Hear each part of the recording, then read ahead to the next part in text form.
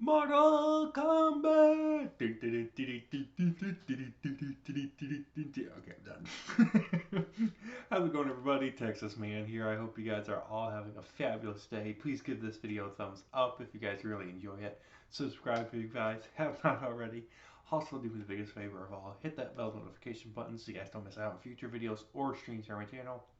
Also, if you guys would head over to Twitch, follow me there at Douglas447. I stream there at least once a week, whether it's Call of Duty, Battlefield, Halo, Destiny 2, Warface Breakout, Star Wars games, anything else you guys suggest for me to stream over there. And as always, guys, we're going to be talking about positives and negatives, talking about Mortal Kombat 2021.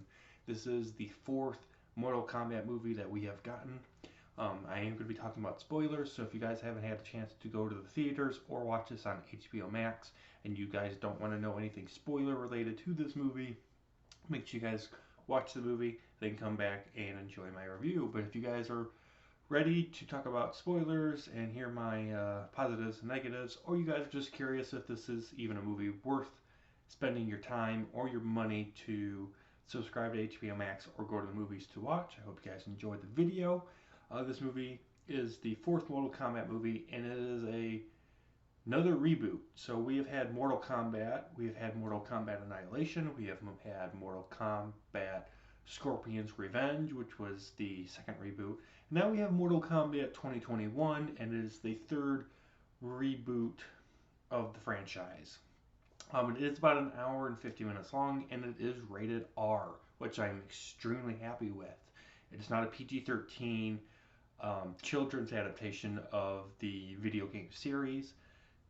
I want to say off the bat, first of all, at the very beginning of this video, this is so much better than Annihilation. This is miles better than Mortal Kombat Annihilation. However, I will have to say that I prefer the original Mortal Kombat and Mortal Kombat Scorpion's Revenge over this movie. And in this review, you're going to figure out why. Also, if you guys are planning to watch this, there is no post-credit scene. There's nothing during the credits or after the credits or anything, so don't waste your time sitting through the credits at the theater or online if you're watching it on HBO Max. Alright, well, first problem that I noticed immediately while I'm looking at the posters and I'm watching the trailer, and I'm not the only person I think that has this issue with the movie, is that the film ends with the tease of Johnny Cage being in a possible sequel. There is no Johnny Cage in this movie.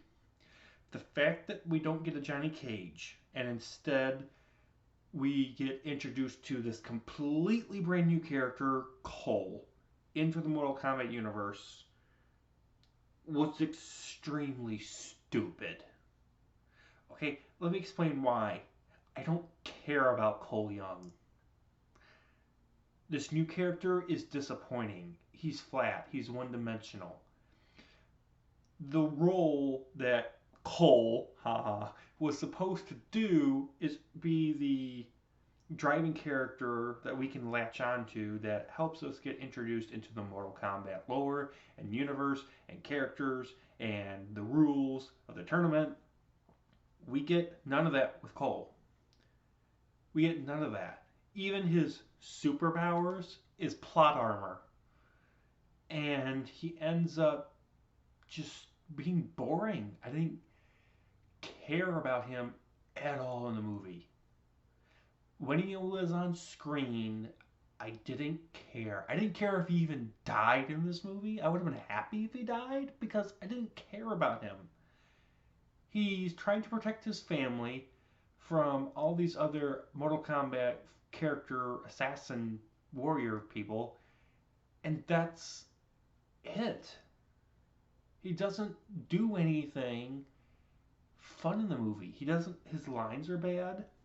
The actor's good, but his lines are bad. What material he's given to work with is bad. They didn't give him anything exciting to do.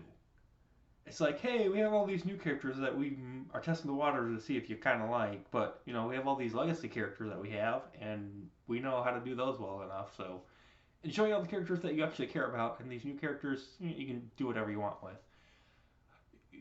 No, Mortal Kombat is about all characters being equally funny, having something about them that the audience should care about or the video game care about. If Cole Young was in a video game, everyone would be screaming Bloody Mary to kill him off immediately because he's such a bad character. Also, alright, here we go into spoilers. Last spoiler warning. The fact that Cole Young is the descendant of Scorpion, I saw coming a mile away. Like, they don't even try to hide that fact. They don't do it at all. There's no shocking twists or turns in this movie. Seriously, if you removed Cole Young from this movie, the only character that you actually might care about would be Kano. Like, literally, you could replace Cole with Kano, or replace Cole with Sonya Blade, and this movie would be 1,000 times better. If you removed Cole from this movie, it would have been better. Now, this is a great video game movie. However, if you've never played a single Mortal Kombat game, your enjoyment level for this film is going to dip tremendously. It requires video game knowledge and appreciation. Otherwise, characters, locations, character names, the lore, and the plot is going to bore you to death. Okay? It's going to bore you. Next. There's no Mortal Kombat tournament in this movie. At all. Zero. It's called Mortal Kombat. Why the heck is there no Mortal Kombat tournament in this movie at all? And if you say in the comment section, I can already see this coming in the comment section, they're saving the tournament for the sequel. You go to see a Mortal Kombat movie to go see the Mortal Kombat tournament. That's just basic Mortal Kombat lore 101. Like, even in the originals and Annihilation, they understood this logic. The whole, we're just going to invade and skip the 10th tournament because we need action sequences and, fatalities and get over here's. And the point of why those lines and those characters are so memorable is because of the scenarios they're put in. And those scenarios are called the tournament. The tournament makes those scenarios possible. If you just have a bunch of goons with superpowers running around trying to kill each other, it's not a Mortal Kombat movie. It's people with superpowers trying to kill each other. It's almost like a rated R version of Power Rangers. It's a different movie, and unfortunately, this is not a fantastic, it's not a good, and it's not a great Mortal Kombat movie. Unfortunately. Let's talk about my biggest problem that I had with this film. The tattoo. The Dragon Mortal Kombat tattoo being the source of your power. So if you have this tattoo, you have the ability to unlock your inner superpowers. I know they give it a name in the movie. I don't care what it's called because it's dumb. But they end up making it where you have to have this tattoo in order to unlock your superpowers.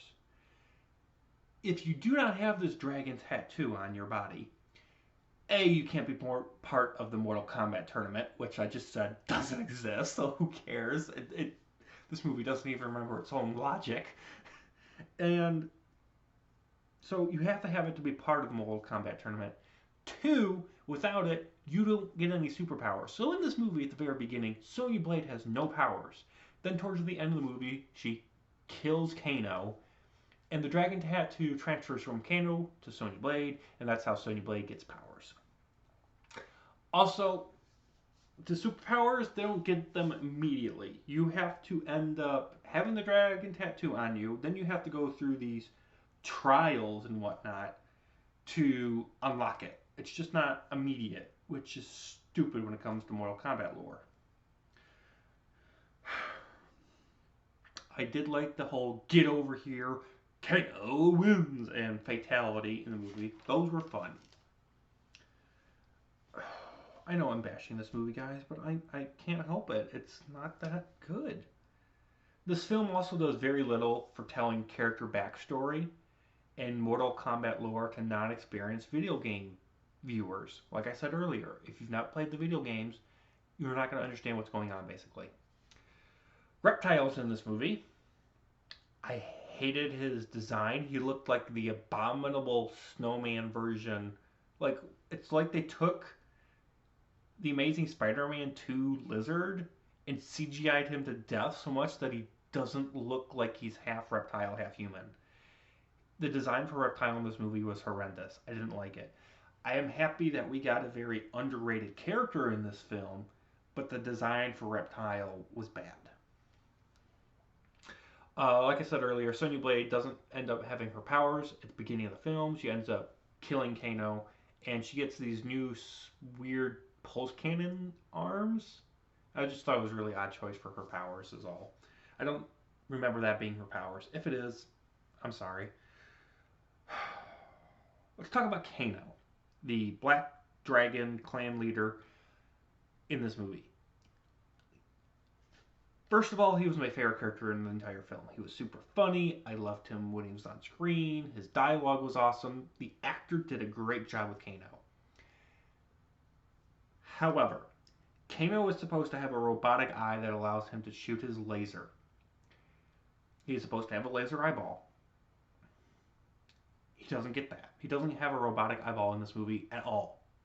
So they changed that lore. They made it where instead Kano ends up just shooting a laser out of his eyeball. And he dies so easily to Sonya Blade. I was just like, this is so dumb. Even when Sonya Blade kills Kano, I'm like, okay, maybe that's how he's going to get his robotic eye, and no, he's just dead. It was really weird. I will say, watch this movie at least once for the great soundtrack and the fights and the blood and the guts. I plan on owning it and rewatching it, guys. This film, I hope, does good because I do want sequels that can improve on these things that I've talked about. The director has said that if this movie makes enough profit, that they're going to make 4 more movies or just make it a trilogy. This film is a decent adaptation of the source material, and it does leave the door open for sequels. And I hope that if and when they do the sequels, that it improves on what they did fantastic on, and that it will correct the mistakes that they've made. Like, I want to see the Mortal Kombat tournament actually take place in this movie. So, with that, guys, I'm going to give Mortal Kombat from 2021 a 6 out of 10. Thank you guys so much for watching. You guys all have a great day, and I'll see you guys in the next video or stream.